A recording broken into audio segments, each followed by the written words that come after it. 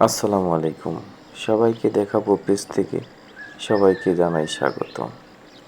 আমি আমার গ্রামের বাড়িতে এসেছি এবং নতুন একটি সকাল উপভোগ করতে, তার সাথে আপনাদেরকেও দেখানোর চেষ্টা করতে।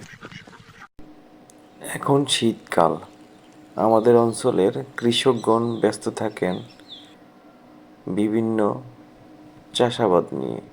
সবজি, ধান, টমেটো, আলু, আরও কত কী।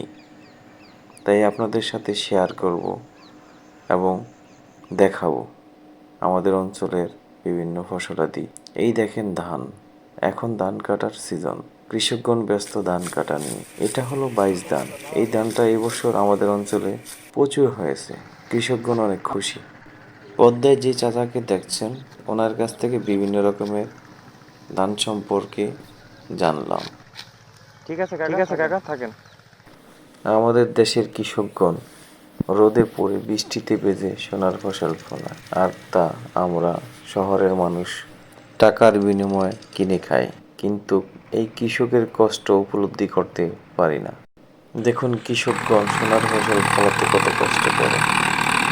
জমিতে আবার চাষাবাদ শুরু। এই চাষাবাদ হচ্ছে নতুন করে আবার ফসল লাগানোর উদ্দেশ্যে। এই চাষাবাদ দেওয়ার কারণ হচ্ছে কেউ আলু করবে, কেউ ভুট্টা করবে, কেউ সরিষা করবে, কেউ বিভিন্ন রকমের সবজি করবে। এই যে দেখুন, এই জমিতে আলু চাষ করা হচ্ছে। এই যে দেখেন, এই জমিতে ভুট্টা লাগানো হচ্ছে। এইভাবেই এক এক জমিতে এক এক রকমের চাষাবাদ করবেন আমাদের কৃষকগণ। ধূসর মাটিকে সবুজে ভরে দিবে তাদের হাতের স্পর্শে। তাই তো কবি বলে গেছেন, সব সাধকের বড় সাধক আমার দেশের চাষা। আজকে আর নয়, আবার কোনো ভিডিওতে কথা হবে।